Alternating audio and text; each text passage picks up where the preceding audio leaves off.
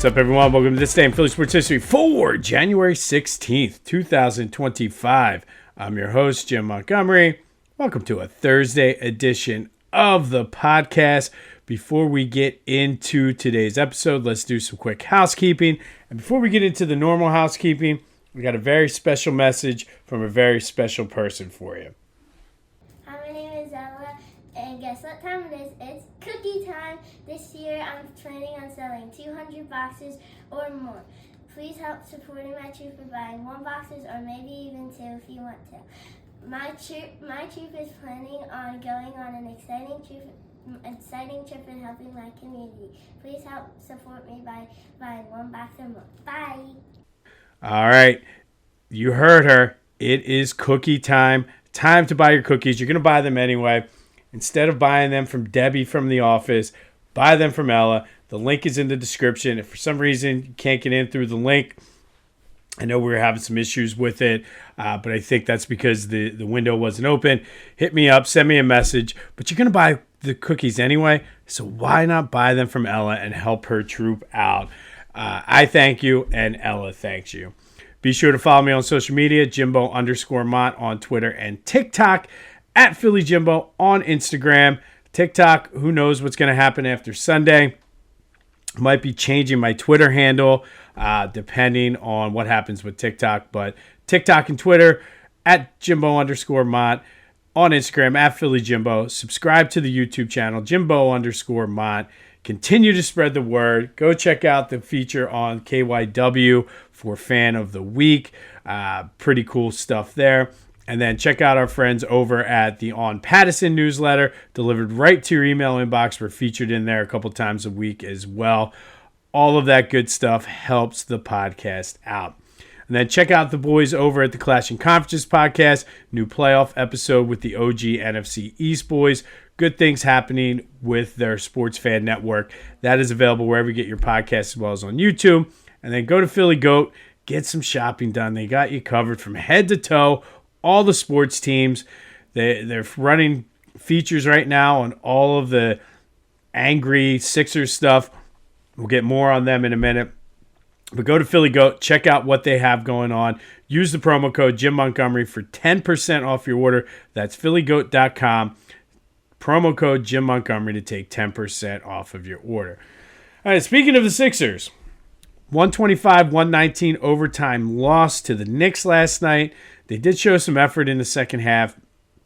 Paul George did play, but they played zero defense in the first half. And I think the issue with this team right now is, and we'll recap the question of the day in a minute, is this is worse than the process era. And at least during the process era, we had hope. We didn't know what the hope was, what we were hoping for. But there was hope. We were trusting the process. This team, there's nothing to hope for. There's nothing to trust. I mean, I think it's time we have a legitimate conversation. Is Joe ever going to be 100% healthy? It sure as heck doesn't look like it. Not sure what's going on with his foot. Paul George is not Paul George from 10 years ago. I've been saying he's damaged goods. Maybe he's not damaged goods. Maybe he's just old. Because I feel if he was Paul George from 10 years ago, then this team would be playing better than what they were. I think it's also time to have another difficult conversation about Tyrese Maxey. Very nice player, very nice Robin, so to speak, but I don't think he's Batman. I don't think he's the guy you build your team around. Jarrett McCain, who knows, coming off an injury. But I think it's just this team is a mess. And 80% of you from the question of the day yesterday agreed that this team is cooked. I think you just shut down Joe, get him 100% healthy, focus on next year. But the problem is not so much the fact that there wasn't too many fans there yesterday, because that happened all the time during the process. But at least during the process, they were somewhat relevant. And if you watch WWE wrestling at all, you know Paul Heyman talks about, with Roman Reigns, the island of relevancy. The Sixers are on the complete opposite island. Unfortunately, they are on the island of irrelevancy right now. The fans don't care. At least with the process, people were fired up saying the process was bad, trust the process. There was at least something to sort of hold on to. With this team right now, there's nothing to hold on to. The quote-unquote big three has only played like under 10 games together.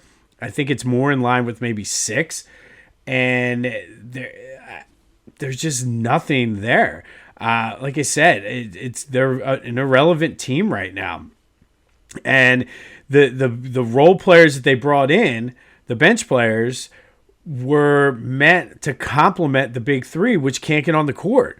So that's why you're seeing them getting blown out and just ugly basketball. Like I said, it goes back to this is some of the worst basketball I've seen. Like, at least with the process, you knew what you were going to get. These guys are making a ton of money. They're not performing. This is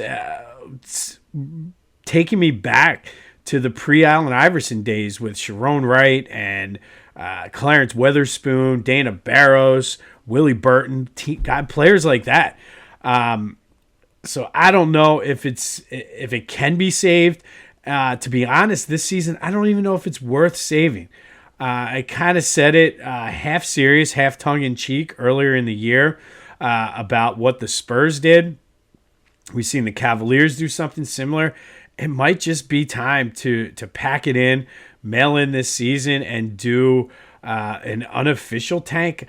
I don't know, but the like I said, this team is irrelevant, and that is the worst thing. And this is not a knock against the Flyers, but I fully feel the Flyers have taken over for the Sixers as the third team in the city. I think you got Eagles, Phillies, and then it was always the Sixers. But, I mean, I don't know. Let me know your thoughts.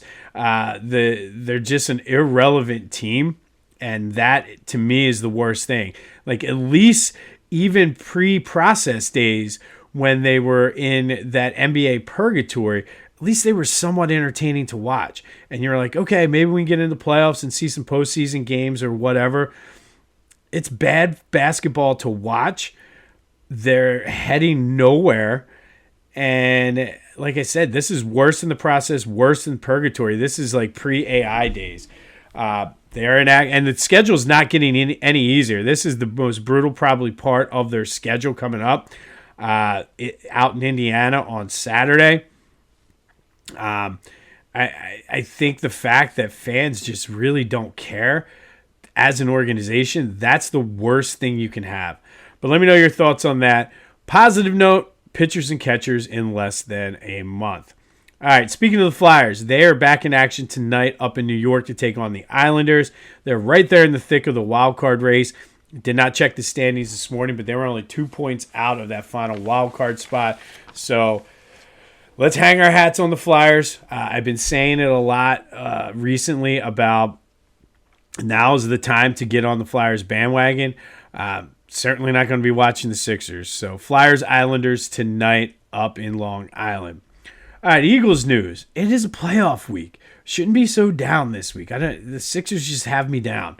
But it is Eagles-Rams divisional playoff, and I wanted to mention this because there is a lot of back and forth and have been pretty much the past 2 years about Nick Sirianni. There's a great article on ESPN by Tim McManus that really kind of goes into what Nick Sirianni means to the players, what he means to this team, kind of the things that he won't talk about but the players will talk about that he does. Really gives you a different perspective on him. And really kind of hammers home the point that this is a special team the sky is the limit with this team. It's Super Bowl or bust. But if you can, go check out the article from Tim McManus. It really was, gives you a good glimpse into what Nick Sirianni means to this team. As far as on the field, AJ didn't practice yesterday. He said he's fine. Said he felt like himself when he was out on the field yesterday. Doesn't understand the backlash about the book. And I really don't think there's a ton of backlash locally about him reading on the sideline. They kind of got out ahead of it. A lot of those stories have been national. but it's worth noting that it's still coming up as an issue, or not necessarily an issue, but a story. Devontae did practice yesterday, which is good.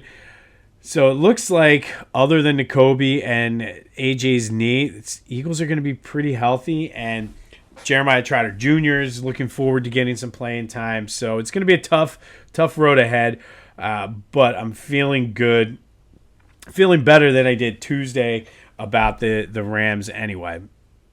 All right, so the Eagles and Rams have played 3 times in the postseason. The Eagles are 1-2 against them all time. First time they met was back for the 1949 NFL Championship out in LA. We talked about that a few weeks ago. Eagles winning 14-0 out in the mud in LA. Second time was the only time the Eagles played them at home, was the 1989 wildcard game. Rams beat the Eagles 21-7 in a rainy New Year's Eve game at the Vet.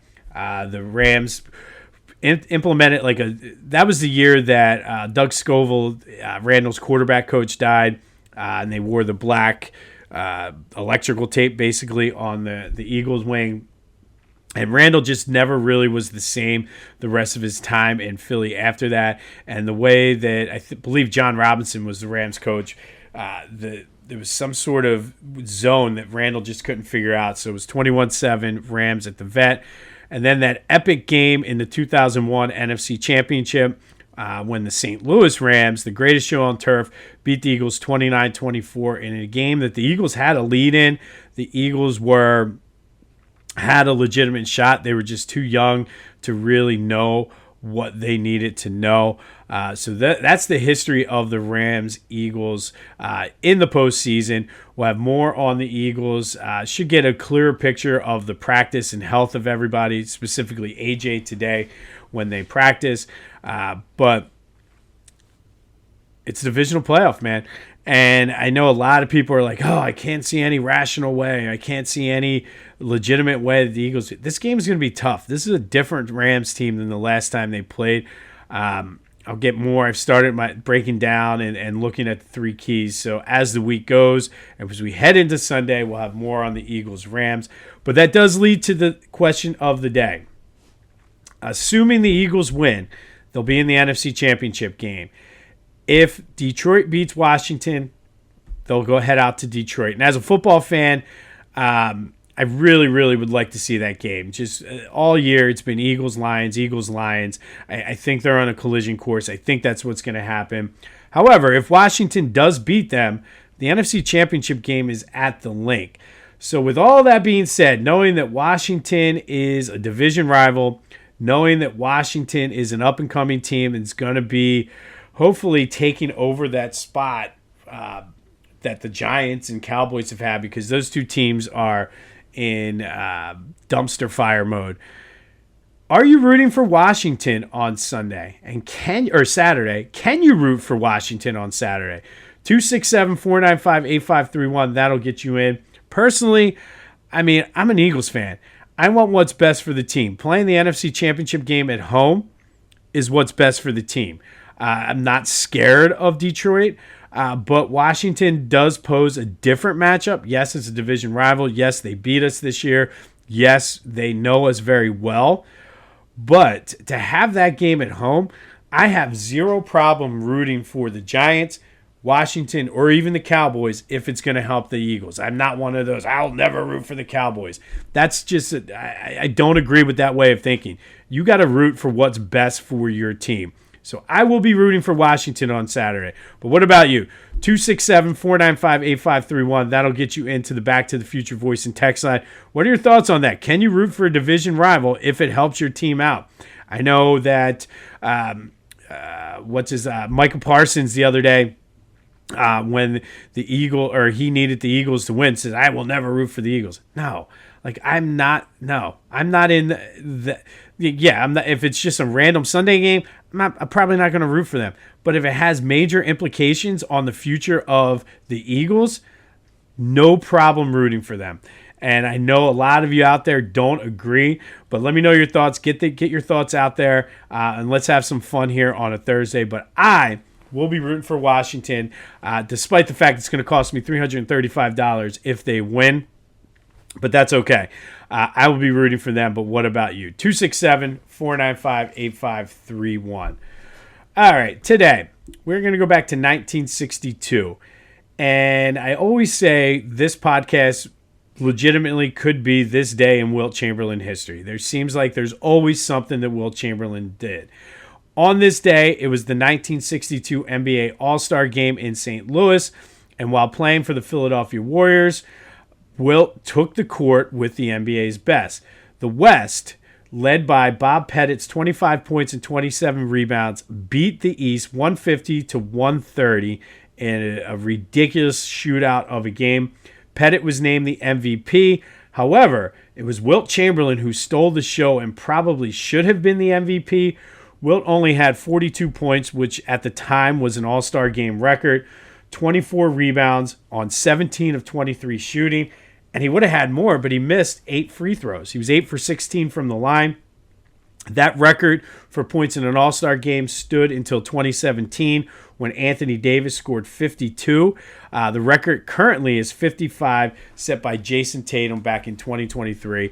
But on this day in 1962, it was Wilt Chamberlain dominating the All-Star Game, yet not winning MVP with an All-Star Game record, 42 points and 24 rebounds. But it was Bob Pettit with 25 points and 27 rebounds for the winning West team that won the MVP. Wilt, unfortunately, was robbed. And if I remember correctly, I don't think he won the MVP of the league that year, despite having ridiculous numbers as well. But on this day, it was the West beating the East 150-130 in the All-Star Game. Wilt scoring an NBA record, All-Star Game record, 42 points that stood until 2017. All right, finally today, we're going with our forgiveness. And as I've been saying, we're not doing New Year's resolutions because that's played out. We're trying to get good karma around our teams, certainly heading into a divisional round. And the Sixers certainly could use some good karma, trying to get that negativity and that weight lifted off our shoulders. And today is one of those ones that maybe some of you don't think we should forgive, but we're certainly going to forgive him, and that is Andy Reid. Andy Reid was our head coach from 99 to 2012, compiled 130, 93, and 1 record. However, he was just 10-9 in the playoffs. He did lead the Eagles to 6 NFC East titles, 1 Super Bowl appearance, and 5 appearances in the NFC Championship game. We were tough on him, and we're probably tougher on Nick Sirianni for way less than we were for Andy Reid. So some of the things we used to, or that used to annoy us about Andy Reid were his clock management. Always seemed like he was moving in slow motion sometimes when he needed to be up in the tempo. Play calling, I don't know how many times we would say, Andy, just run the ball. There was a point in time where in the papers it would always talk about the run-to-pass ratio, and it was always 60-65% pass at a time when running sometimes would have been better. He did kind of adjust later in his career. Always an issue with his halftime adjustments. Never made adjustments. I don't know how many times this podcast started due to one of those games, the Tennessee game to open the season. The Eagles had a big lead. Never made any adjustments. Tennessee came back and beat them. He was a player's coach. Some people might say that Donovan sort of ran the show. We were hard on him, like I said, but the expectations were high. And when he did leave, despite the fact that the national media was like, oh, Philadelphia doesn't know what they're losing, it was time. I was talking to somebody at work yesterday, and this is very eerily similar. What's happening in Pittsburgh is very eerily similar to what happened with Andy Reid. I think it's time for Tomlin to have a clean break and a fresh start, the team to have one, just like it was for the Eagles at the time. And again, we're tougher on Nick Sirianni for lesser things than what we should have been tougher on Andy, I think, sometimes. However, when he left, it did work out well for both teams at the time. He's had success in Kansas City. We finally did win the Super Bowl with Doug. So what are we forgiving Andy for? Well, I think we're going to forgive Andy for not winning the big one. I think that year they finally made it to the Super Bowl. That was their Super Bowl, was just making it there. And completely got they were in the game, but they got out-coached really in that Super Bowl. You can put that one on Donovan as well.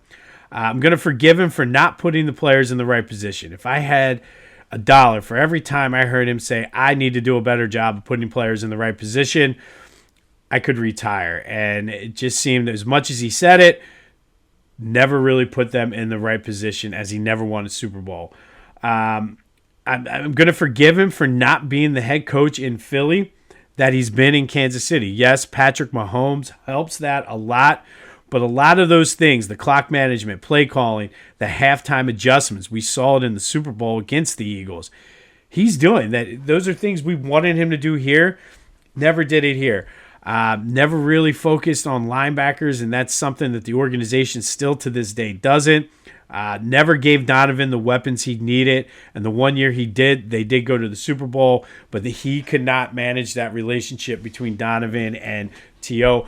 I think, and say what you want, I think if you put Nick Sirianni in that situation, it might be a different outcome. So I forgive him for not getting Donovan the weapons he needed and ultimately putting Donovan in the position to be successful. And truthfully, Andy, if he had the personality and doing the State Farm commercials and things like that he does now in Kansas City, that he did here, I think it could have been fun. It could have been fun, but I get Andy needed this experience to become who he was in Kansas City, just like we needed Andy Reid to appreciate the Super Bowl with Doug Peterson. Finally, I'm going to forgive Andy Reid for beating us in Super Bowl 57. It should have been our Super Bowl, but you know what? I forgive you for that. It was a great 14 years. The very beginning of my season tickets were the very beginnings of the Andy Reid, Donovan McNabb era, and we had a blast going to those games. It was so much fun. Every year we had a shot. So, Andy, I forgive you. And finally, a little bonus here. Most importantly, I think we're going to forgive you, Andy, for not appreciating how great you were while you were here. Yes, you weren't.